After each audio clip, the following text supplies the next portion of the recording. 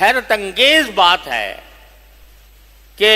اللہ تعالیٰ نے یہ قرآن نازل کر کے ہمیں دیا ہوا ہے 1400 سال سے، اور اس کو ہدایت کا ایک پیغام قرار دے کر نبی کریم صلی اللہ علیہ وسلم پر اس کو اتارا گیا، اور یہ 1400 سال سے الحمدللہ ایک حبے، ایک شوشے، ایک نقطے کی تبدیلی کے بغیر جوں کا توں ہمارے پاس محفوظ ہے۔ لیکن ہم نے اٹھا کر اس کو الماری کے طاق میں رکھا ہوا ہے، اور اس کو کبھی یہ فکر پیدا نہیں ہوتی کہ آخر میں سمجھوں تو صحیح کہ قرآن نے اس پیغام ہدایت میں مجھ سے کیا فرمایا۔ میں مثال دیا کرتا ہوں کہ اگر آپ کے پاس آپ کے کسی محبوب شخص کا، کسی دوست کا، کسی عزیز کا کوئی خط آئے اور لفافے میں بند ہو،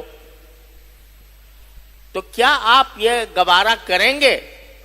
کہ اس خط کو اٹھا کر الماری میں رکھ دیں اور کبھی اس کو کھول کر پڑھ کر نہ دیکھیں کہ کیا لکھا ہے اس میں اور کیا مقصود ہے اس خط کا؟ انسان کو چین نہیں آئے گا۔ ایک باپ کا خط بیٹے کے نام آیا یا بیٹے کا خط باپ کے پاس گیا، اسے چین نہیں آئے گا اس وقت تک جب تک کہ وہ اس خط کو پڑھ کر سمجھ نہ لے کہ کس میں کیا لکھا ہے۔ لیکن قرآن عظیم اللہ تعالیٰ کی ہدایت کا یہ پیغام، یہ خط جو اللہ تعالیٰ نے پوری انسانیت کے لیے بھیجا ہے، اس کو ہم نے اس طرح اٹھا کے رکھا ہوا ہے۔ اس کا استعمال کیا ہے کہ جب دلہن رخصت ہوگی تو اس کا سایہ اس کے اوپر ڈال دیں گے، جب کہیں بھائی لڑائی جھگڑا ہوگا تو قرآن کو بیچ میں لا کر اور اس کے اوپر حلف اٹھا لیں گے۔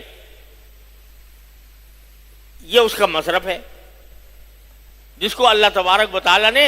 ہدایت کا ذریعہ بنایا۔ آج ہمارے تمام مسائل کی بنیادی جڑ یہ ہے کہ ہم نے قرآن کو چھوڑ رکھا ہے۔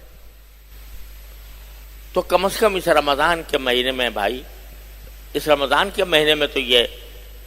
کم از کم جذبہ پیدا کر لیں کہ تلاوت بھی کریں گے اور کچھ وقت، تھوڑا سا وقت اپنی 24 گھنٹوں میں سے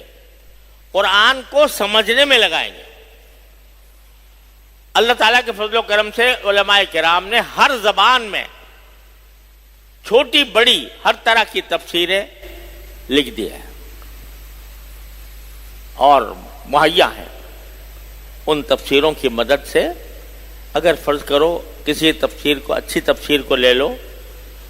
آج کل کے ماحول میں میرے والد ماجد قدس اللہ تعالیٰ سرہ کی تفسیر معارف القرآن بہت ہی جامع اور بہترین تفسیر ہے، اس کو اپنے سامنے رکھ کر سمجھ لو کہ میں روزانہ اس کے 10 صفحے پڑھا کروں تو قرآن کریم کی آیتوں کا مفہوم اس کے اندر پوری طرح تفصیل کے ساتھ آ رہا ہوا ہے۔ بتائیے کیا مشکل کام ہے۔ 24 گھنٹوں میں سے اگر 10 صفحے پڑھنے، 10 نہ کرو 5 کر لو، لیکن کوئی دن قرآن کریم کی کسی تفسیر کے مطالعے سے خالی نہ رہے، تاکہ قرآن کا ایک حق ادا ہو تلاوت کا اور دوسرا حق ادا ہو اس کے سمجھنے کا۔ قرآن ایسی چیز ہے زندگیوں میں انقلاب لے کر آتا ہے۔ اگر اس کو سچ سے سمجھ کر پڑھو گے تو انشاءاللہ معلوم ہوگا کہ زندگی میں انقلاب آ رہا ہے۔ اس طرح اپنے مصروفیات کو کم سے کم کر کے زیادہ وقت اللہ تعالیٰ کا قرب حاصل کرنے کے لیے، نوافل کے لیے، تلاوت کے لیے، قرآن کریم کو سمجھنے کے لیے خرچ کرنے کی کوشش کریں۔